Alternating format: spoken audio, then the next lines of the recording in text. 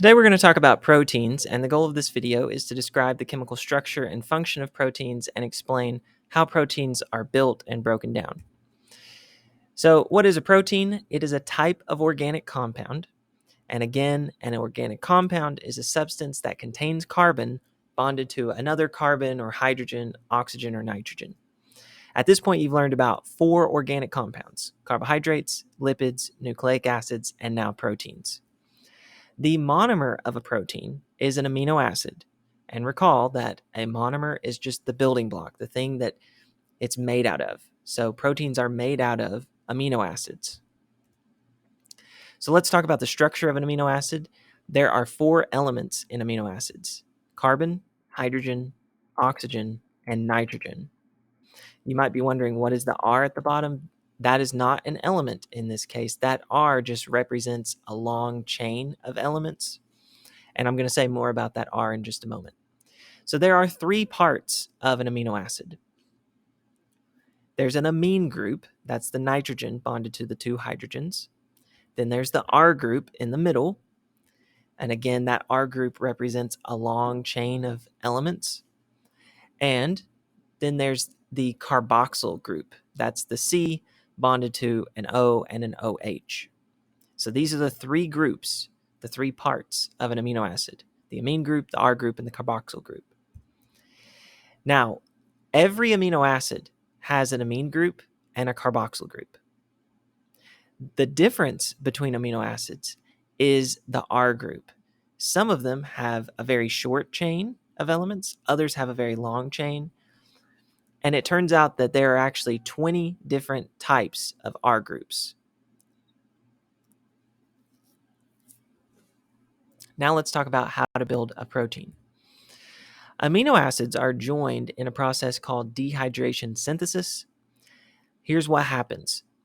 The OH from a carboxyl group on one of the amino acids. So here's the OH on a carboxyl group of this amino acid. And an H from the amine group of the other amino acid. So here's that H from the amine group of the other amino acid. That OH and that H are joined and they form a water molecule. Then the 2 amino acids form a bond to one another, and that bond is called a peptide bond. That's the bond that holds 2 amino acids together, a peptide bond. So that's how dehydration synthesis works. If you continue that process, you will build a long chain of amino acids bonded together, and that's how you form a protein. Now, how do you break down a protein? So a polypeptide, which is just a chain of amino acids, gets separated into smaller subunits in a process called hydrolysis. So up here, I have a polypeptide. This is a chain of amino acids.